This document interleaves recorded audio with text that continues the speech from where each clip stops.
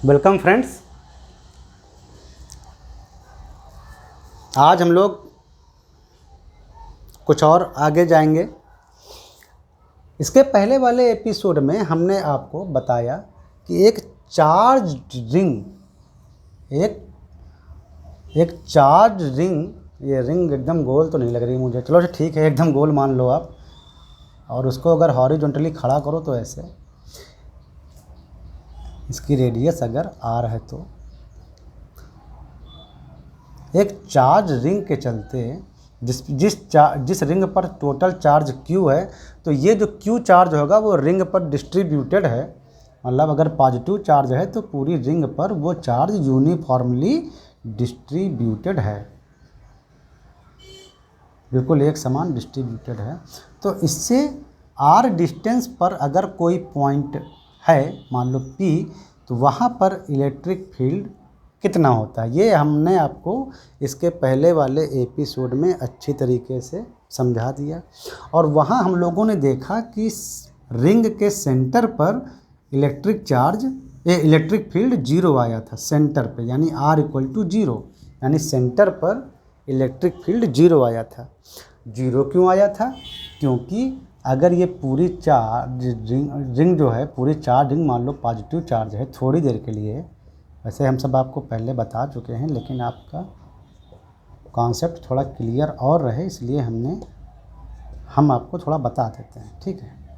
तो अगर ये इतना पॉजिटिव चार्ज, अगर आपने देखा इतना पॉजिटिव चार्ज, केवल इतना इस रिंग इतनी रिंग पर, सिंस ये पॉजिटिव चार्ज अगर है, तो अगर ये इस सेंटर पर ऐसे इलेक्ट्रिक फील्ड जनरेट करेगा तो अपोजिट डायरेक्शन का सेम अमाउंट वाला जो पॉजिटिव चार्ज है वो इस सेंटर पर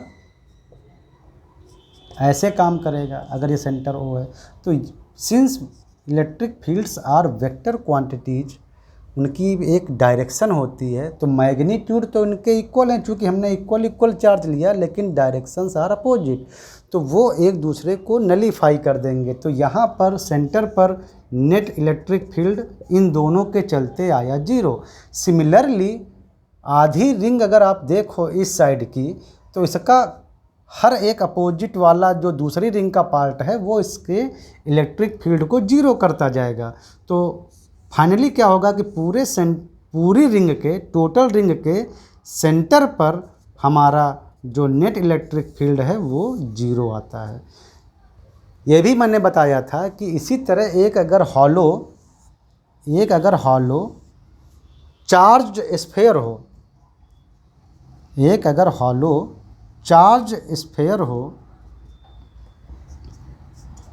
ये मान लो पॉजिटिव चार्ज एक स्फीयर है या निगेटिव हो, कोई फ़र्क नहीं पड़ता, तो भी सेम रीजन के चलते, क्योंकि अपोजिट डायरेक्शन, क्योंकि पूरा यूनिफॉर्मली चार्ज हॉलो स्फीयर है, तो जो मेटल इधर होगा, मतलब चार्ज पार्टिकल उधर होगा जितना हम लें, तो सेम हमको अपोजिट डायरेक्शन में मिल जाएगा। जैसे इतना इधर अगर हमने चार्ज पार्टिकल उठा लिया स्फीयर का, तो अपोजिट डायरेक्शन में भी उतना ही चार्ज पार्टिकल मौजूद है।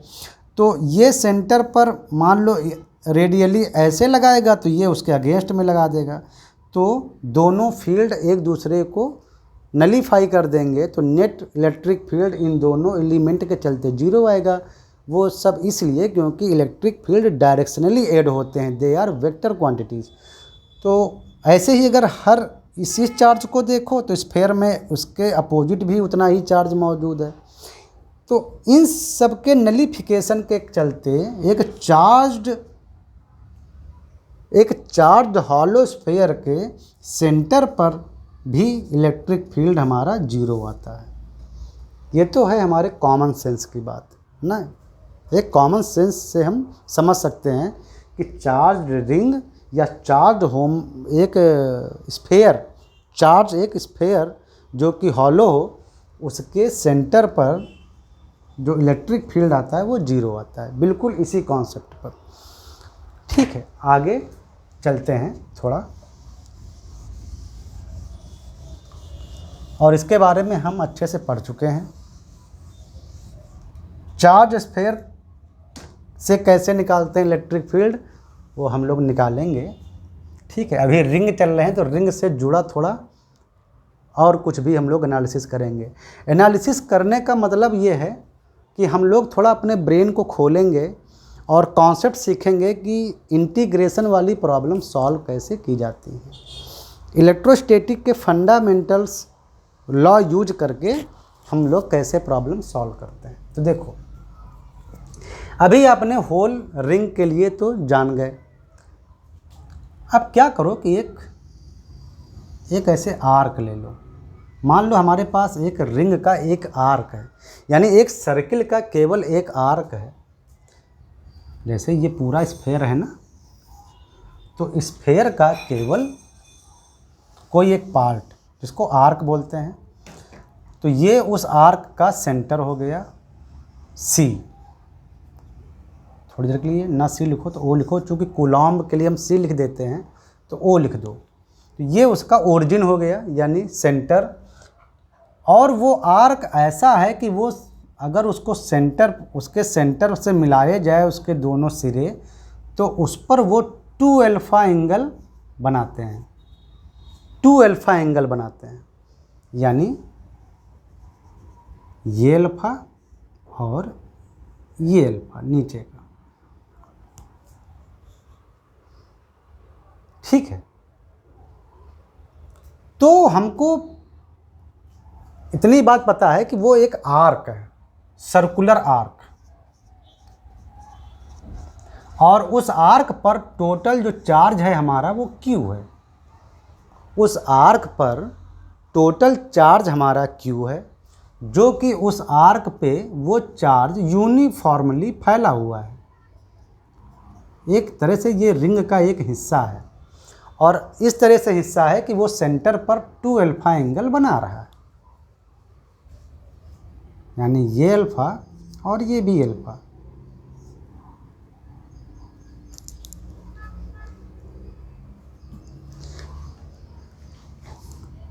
वो आर्क जो है वो जिस सर्किल का वो पार्ट है उसकी रेडियस मान लो r है, करेक्ट। उसकी रेडियस मान लो r है। तो हमको निकालना है कि वो इस सेंटर पर वो आर्क कितना इलेक्ट्रिक फील्ड जनरेट करेगी। वो सर्कुलर चार्ज्ड आर्क इस सेंटर पर कितना इलेक्ट्रिक फील्ड जनरेट करेगी।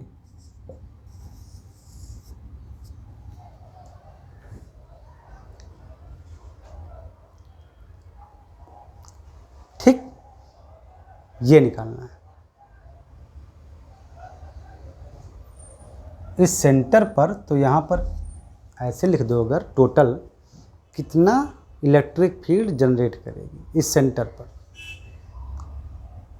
नहीं लिखो वो, नहीं तो कन्फ्यूजन हो जाता है आपको। इसको सॉल्व करने का तरीका, आर कैसे बना लो, थोड़ा आपकी बार थोड़ा बड़ा चित्र बना लेते हैं हालांकि, और ये उसका सेंटर है।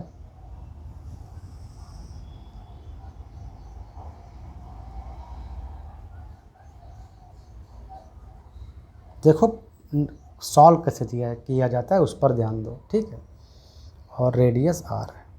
देखो हमको पता था कि ये एंगल अल्फ़ा है, तो ये भी एंगल अल्फ़ा है, ठीक है। टोटल चार्ज Q है, ओके। हमको इलेक्ट्रिक फील्ड का फार्मूला तो पता है कि इलेक्ट्रिक फील्ड का जो फार्मूला जो हमने सीखा है वो होता है 1/4 पाई एप्सिलॉन नॉट। जिस चार्ज के चलते हम इलेक्ट्रिक फील्ड निकाल रहे हैं Q, और बाई उस चार्ज से डिस्टेंस r, यानी किसी चार्ज Q से डिस्टेंस r पर इलेक्ट्रिक फील्ड ये होता है।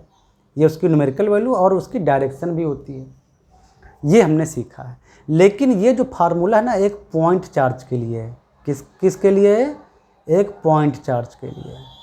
लेकिन यहाँ पॉइंट चार्ज तो है नहीं, यहाँ तो बड़ी सी चार्ज रिंग है, यानी यहाँ हमारे पास पॉइंट चार्ज नहीं है, हमारे पास डिस्ट्रीब्यूटेड चार्ज है, यानी एक फैला हुआ चार्ज।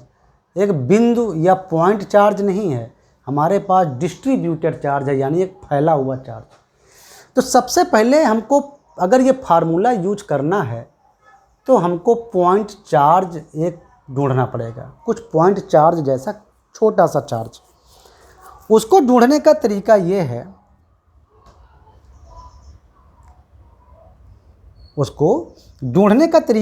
बताता हूँ। यहाँ पर हमको एंगल दे रखा है तो हम एंगल का यूज करेंगे।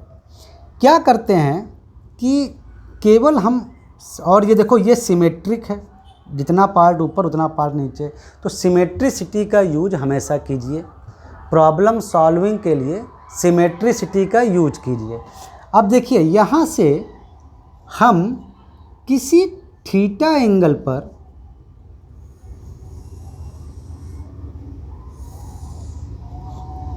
एक ऐसे लाइन खींचते हैं, इसकी भी ये भी आ रही है, थीटा एंगल पर एक लाइन खींचते हैं, और उसके बाद थीटा से, थीटा कोई एंगल है, theta is a variable angle, हमको थीटा हमने माना है, हमको अल्फा पता है, ठीक है, कि ये मतलब ऐसा, ये हमको पता है, लेकिन हमको थीटा नहीं पता, थीटा हमने एज्यूम किया। क्या करेंगे हम लोग कि थीटा एंगल पर, देखो मुझे लगता है जैसे मेरी आवाज़ से बीच में कहीं, मेरे घर में एलेक्सा लगा हुआ है तो ये बहुत बीच बीच में बोल देता है, मैं इसको बंद करता हूँ पहले।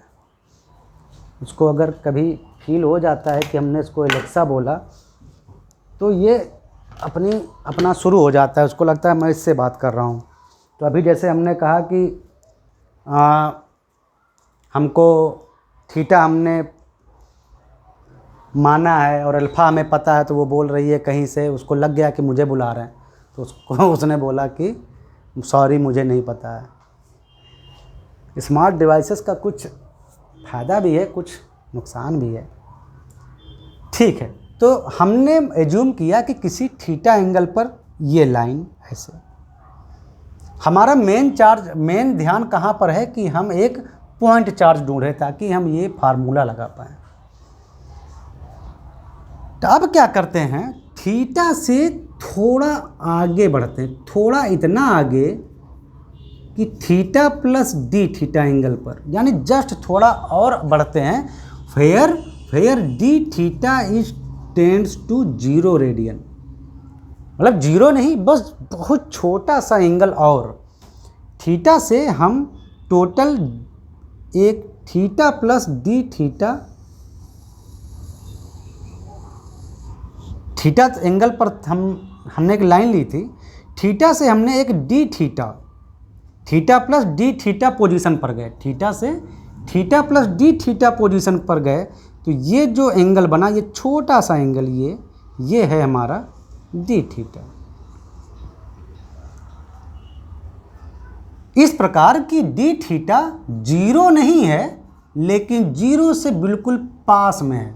ऐसे हमें एक पॉइंट चार्ज की ज़रूरत है, तो हमने ये एंगल जो है डी थीटा वो लगभग 0 रेडियन जैसा मान लिया, 0 रेडियन जैसा, ना कि 0 रेडियन। 0 और 0 रेडियंस में 0 रेडियन और 0 रेडियन के आसपास में अंतर है, ठीक है, उसकी वैल्यू है वो तो 0 है। तो ये पार्ट कितना आ जाएगा, ये पार्ट, तो ये है आर, ये है एंगल, तो ये पार्ट आप जानते हैं arc is the radius into angle, तो ये तो है डी थीटा, ये इतना है आर रेडियस, तो ये इतना केवल पार्ट, ये पार्ट आ जाएगा आर डी थीटा, केवल इतना पार्ट, इतनी चौड़ाई का जो पार्ट है ये पार्ट, ये है आर डी थीटा। और ये जो सिंस डी थीटा 0 के आसपास है, तो आर डी थीटा भी लगभग 0 के आसपास होगा। आर डी थीटा क्या है, आर डी थीटा इतनी लेंथ है, यानी जो ये लेंथ मिली है वो लगभग 0 के आसपास है, और किसी चीज़ की अगर लेंथ लगभग 0 के आसपास हो तो इसका मतलब वो एक पॉइंट जैसा बिहेव कर रहा है, it is like a point. तो ये एलिमेंट एक पॉइंट हो गया, तो अब अगर हम इस एलिमेंट का चार्ज निकाल लें तो वो पॉइंट चार्ज जैसा काम करेगा हमारा। तो पूरी रिंग पर चार्ज था Q, और पूरी इस रिंग की लेंथ कितनी थी, ये रिंग का नहीं कह सकते हो, एक सर्कुलर आर्क है, तो इस सर्कुलर आर्क की लेंथ कितनी थी। तो लेंथ जो होती है पूरे सर्कुलर आर्क की, वो आप जानते हो, अगर टोटल लेंथ L मान लो यहाँ से लगा के यहाँ तक, तो आर्क की लेंथ इक्वल टू एंगल यानी 2 अल्फा, रेडियन में एंगल, और इनटू रेडियस यानी 2 अल्फा आर। तो टोटल जो लेंथ है वो 2 अल्फा आर निकला ये, और 2 अल्फा, और इस पूरी लेंथ पर यानी L equal to 2 alpha R, यानी पूरी आर्क की लेंथ पर चार्ज है हमारा Q। तो 2 अल्फा आर पर चार्ज है आपका Q, तो केवल एक यूनिट लेंथ पर चार्ज होगा आपका Q बाई 2 अल्फा आर। तो इतनी लंबाई पर केवल आर डी थीटा, यानी केवल इस लेंथ पर हमारा जो चार्ज होगा DQ, थोड़ा सा चार्ज यहाँ पे, थोड़ा सा चार्ज, तो इतनी लेंथ पर जो हमारा चार्ज होगा, यूनिट लेंथ पर चार्ज आया Q बाई 2 अल्फा आर, तो केवल इतनी लेंथ पर चार्ज आ गया हमारा into 2 alpha R, R R cancel, यानी Q d theta by 2 alpha. इस एलिमेंट पर जिसकी लेंथ आर डी थीटा थी, उस पर जो हमारा जो चार्ज आया वो ये है, और जो एक पॉइंट चार्ज की तरह काम कर रहा है।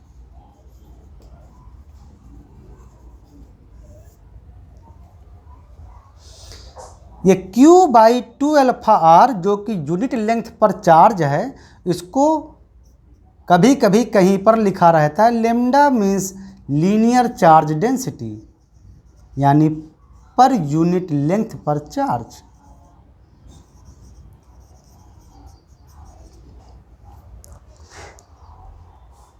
ये पर यूनिट लेंथ पर चार्ज है, तो हमारे इस एलिमेंट की लेंथ थी आर डी थीटा, तो एक यूनिट पर चार्ज इतना, तो इतने लेंथ पर चार्ज उसी लेंथ से मल्टीप्लाई यानी इतना।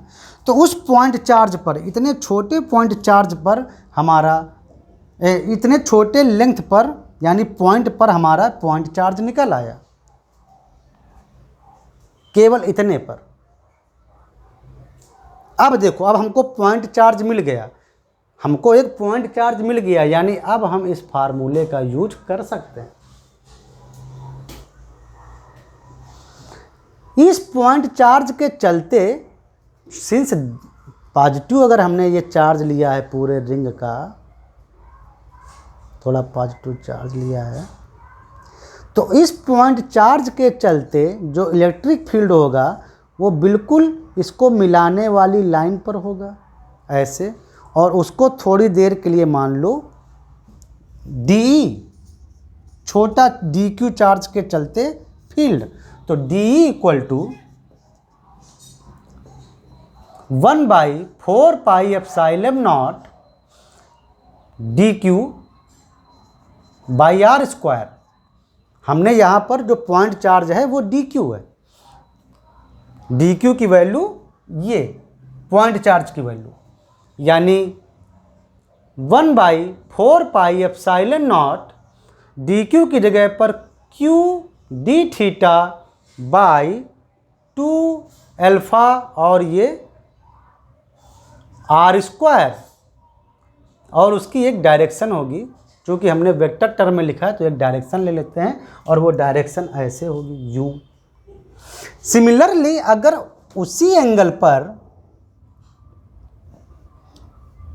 उसी एंगल थीटा, मतलब इस साइड में अगर आप एलिमेंट लो, बिल्कुल उसी तरह सेम बिल्कुल उसी तरह डी थीटा, तो बिल्कुल ऐसा ही केस यहाँ पर होगा, आर डी थीटा लेंथ वाला चार्ज, जिसकी जो एक पॉइंट चार्ज की तरह काम करेगा, जिसकी वैल्यू यही रहेगी। और ये इसका जो फील्ड होगा वो ऐसे काम करेगा। फील्ड तो पॉजिटिव से दूर एक लाइन में काम करता है। अब ये तो आपकी एक्सिस वाली लाइन थी, बिल्कुल सेंटर लाइन। तो डी का ये कंपोनेंट एक इधर काम करेगा, इस डी का एक कंपोनेंट इधर काम करेगा, इस डी का कंपोनेंट एक इधर काम करेगा और इस डी का कंपोनेंट एक ऊपर काम करेगा। तो ये ऊपर जो काम करेगा डी ई साइन थीटा ये वाले का और ये वाले का डी ई साइन थीटा, ये तो दोनों कैंसिल हो जाएंगे, केवल इस डायरेक्शन वाला बचेगा। डी ई इस डायरेक्शन में डी ई कॉस थीटा ये वाला और इसका भी इधर की ओर डी ई कॉस थीटा। तो इधर टोटल आ गया डी ई कॉस थीटा और इंटू 2। इन दोनों एलिमेंट के चलते आपका जो ये नेट इलेक्ट्रिक फील्ड आया वो आया डी ई कॉस थीटा। ये हुआ आपका इन दोनों एलिमेंट जो सिमेट्रिक हैं इनके चलते इलेक्ट्रिक फील्ड। ये सब आप काम इसके पहले वाले रिंग वाले एग्जाम्पल में भी कर चुके हो, तो ऐसा कुछ कठिन है ही नहीं।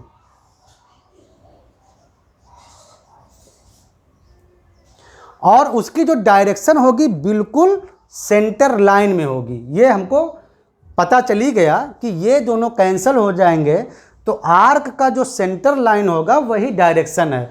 तो ज़्यादा हमें ये डायरेक्शन की ओर अब फोकस करने की ज़रूरत नहीं है, क्योंकि हम समझ गए हैं कि जो आर्क का जो नेट इलेक्ट्रिक फील्ड आएगा, अब यहाँ ज़्यादा वो कम्बरसम हो गया है, तो आप ऐसे समझो कि जो नेट इलेक्ट्रिक फील्ड आएगा वो बिल्कुल आर्क के इस सेंटर से जो होने वाली जो एक्सिस है इसके अलॉन्ग होगा। और उसको आप निकालेंगे कैसे, पहले कॉस थीटा भी लिख लो। यहाँ पर 2 × 1/4 पाई एप्सिलॉन नॉट क्यू हमको पता है,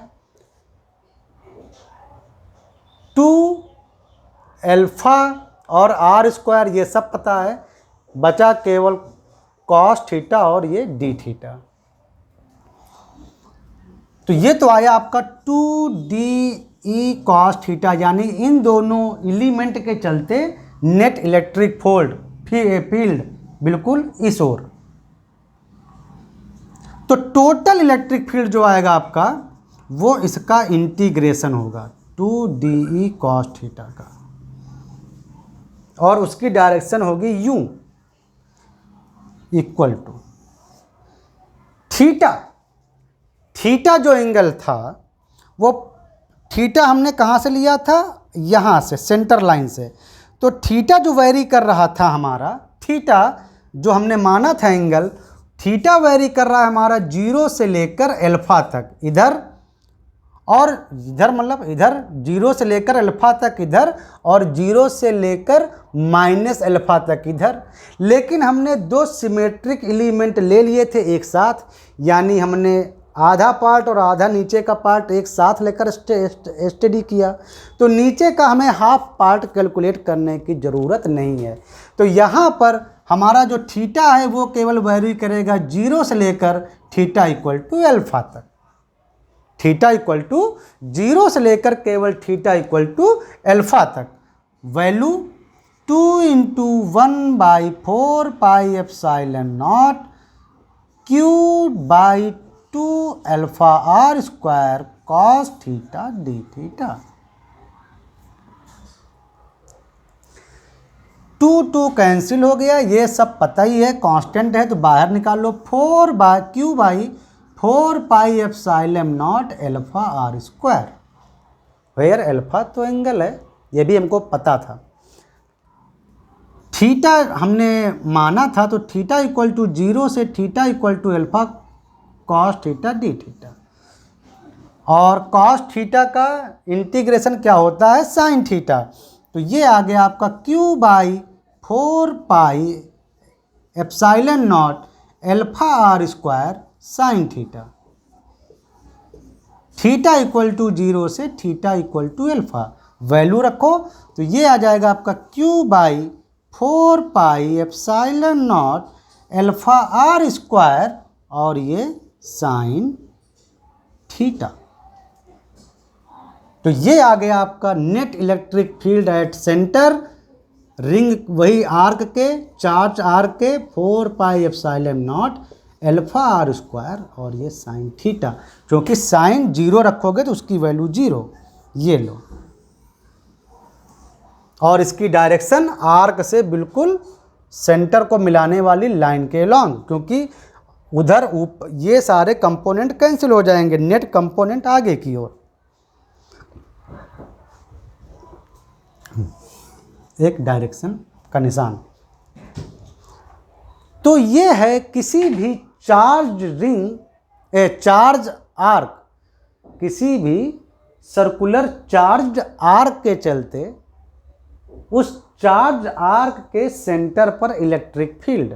देखो ये 0 नहीं आया, अगर यही पूरी रिंग फुल हो जाती तो सेंटर पर चार्ज 0 हो जाता, जैसा कि पहले बताया। लेकिन यहाँ पर 0 नहीं आ रहा है क्योंकि ये चार्ज, इसका नेट इफेक्ट इस हो रहा है, तो सेंटर पर कुछ वैल्यू आ गई है इलेक्ट्रिक फील्ड की।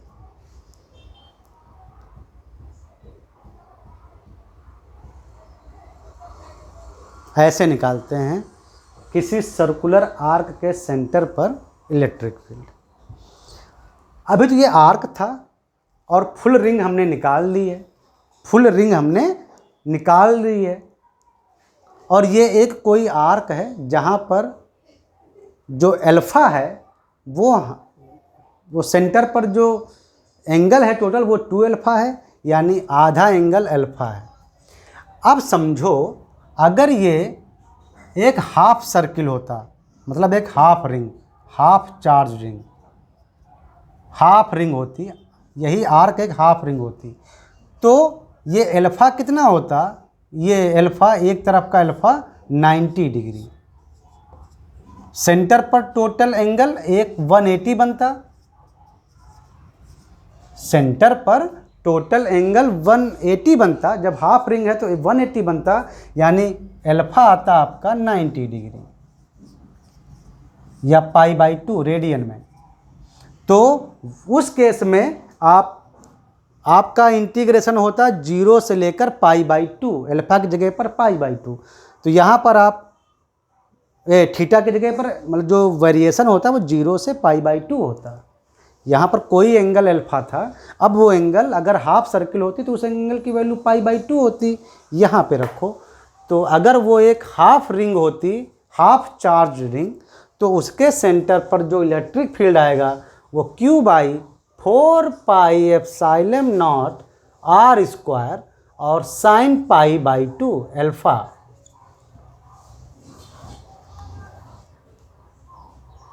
अभी ये अच्छा, यहाँ अल्फ़ा लिखना चाहिए था क्योंकि थीटा की जगह पर अल्फ़ा है। ओके, तो अल्फ़ा की जगह पर π/2, इसकी वैल्यू 1 होती है। तो आपका आ गया ये Q/4πε0 अल्फ़ा r स्क्वायर,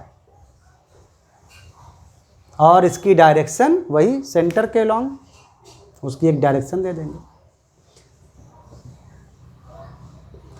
तो यहाँ से हमने देखा कि ये है electric field at centre of a charge half ring, a charge half ring where Q is the charge at whole ring, R is the radius of that ring, भले ही हाफ है लेकिन उसकी एक रेडियस होगी।